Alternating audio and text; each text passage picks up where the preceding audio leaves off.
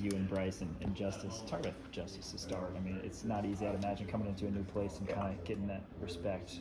What has he done that you've seen? I mean, everything he's done has been with intent. When we're talking about just going about the day-to-day things that he does, we talk about going in with a 1-0 mentality. I think that he's the epitome of that. I think he comes in every single day with his head down, ready to work, and I think the defense levitates to that. I mean, everybody kind of evolves around him. I feel like he has a great voice. He's somebody who's when he's saying something, everybody's listening.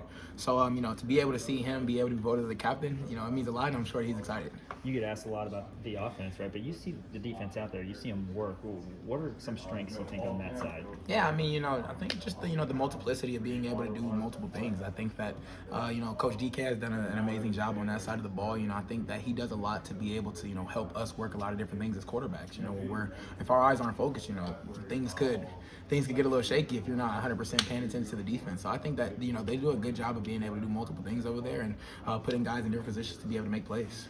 And Coach Z was in here talking about the wide receivers. Obviously, you got 4 new guys, but Keaton and Doug have made solid impressions as well. Just talk about that group and kind of what you expect your comfort level working with everybody. Yeah, 100%. I mean, I got the chance to be able to go out with those guys over the 4th of July break. Got the chance to be able to bring them home, and I think that time allowed us to be able to just become closer together. When there's times of need and you have to be able to be a leader, that you can only lead guys as far as they trust you, and I believe that trust factor has been built over the entire offseason, and it's game 1 now, and we're ready to go. You developed such a rapport with Luke while you guys were here, and now it's a new set. Is there anybody specifically that you've kind of got that chemistry with so far? Yeah, I mean, I think that whole entire group is going to be put into different positions to be able to, make sure when they get the ball, they're going to be able to make plays with it. We have faith in every single receiver that we have, and, if they get the ball, we have faith that they're going to go out there and make a play with it in their hands.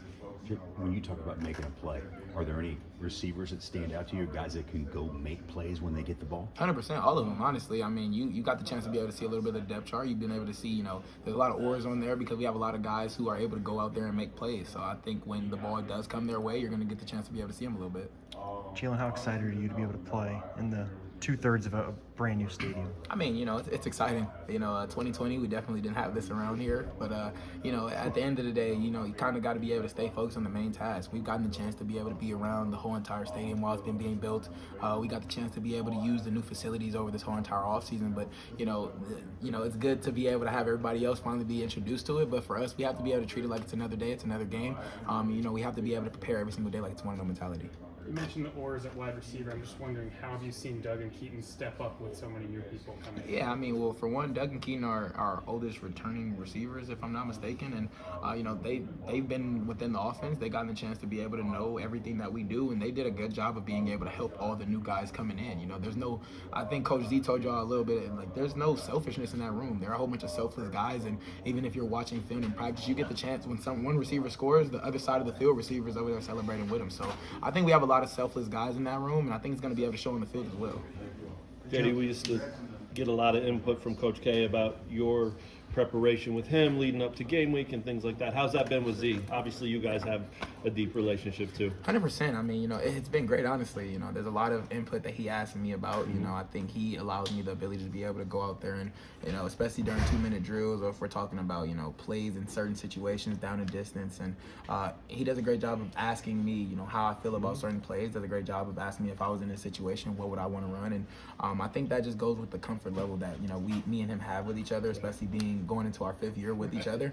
I think that it's gonna be a great job, great time. He just said a minute ago that he was like, wow. I think he said "geez Louise" was the phrase he used. But as far as this being the last first with you, yeah, it hadn't really hit him yet. Has it hit you? Not necessarily. I mean, like I said last time, I'm enjoying everything, enjoying every single day, for what it is, because, I don't have another year of eligibility that I can just be able to think about next year. So I'm just taking every single day a day at a time, and, just making sure that I'm able to take everything in every single day. JD, I asked Coach Zabrowski this. How do you guys prepare for a defense that you don't know anything about, really? Yeah, I mean, well, for one, honestly, I think we've gotten a lot of different looks during the offseason, which will allow us to be able to, not necessarily say that it's something brand new just being thrown at us. I think that we've done a great job of preparing for multiple different things to be able to see, when the snap one comes out, what are we going to be able to get? But I also think that, Coach Z, we do a great job of being able to adjust on the fly. So we do a great job of communicating with each other, and I think that, when game one comes, we'll be able to see. You've had him on the field, and he's also been in the booth. He's going to be up there this year. What's the difference for you? Do you have a preference? How have you guys worked that out as far as being comfortable with it? Coach Z's definitely been in the booth before, so Right. I mean it's not a new stimulus per se. But I think Coach Terrazas is he works with us at the quarterback room. I think he's a very level-headed coach, especially when you do make a mistake. He's not going to be the guy to just sit here and get on you like that. He's going to sit here and ask what you seen and then say, tell you what you probably could have done better. So having Coach T on the field like that is definitely going to be great for us as a quarterback room. But I think Coach Z being in the box is going to help him a lot to be able to see what he's seeing. And then when when I don't see exactly something like I seen on the field, I can go up there and ask him, go over the phone and see what he saw. Can you feel his energy from the booth? 100%. You can? I mean, I think you can feel Coach Z's energy from wherever he's at. He could probably be in Alaska right now, and I'd probably feel his energy. Good call. What'd you think about Quentin and Luke's plays there? I mean, bro, I was watching Q Skins touchdown live.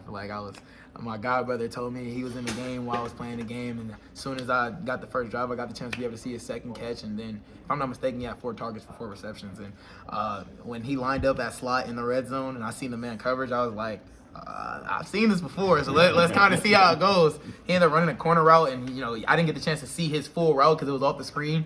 They threw the ball to the corner, and I said, there's only one person over there. And it was a little bit in front of him, and I'm just like, oh my God, Q-Skin, that's crazy. Then I got I'm literally talking to my agent, and my agent was like, yeah, Luke Grimm just scored 2. And I'm like, huh? I'm like, literally 2 minutes after he just sent me Q-Skin's touchdown, and I go on Twitter immediately. I'm like, Luke Grimm, look it up. And I'm like, 66-yard punt return to the crib? Oh my God. You can't say he wasn't moving. You can't say he didn't have wheels there.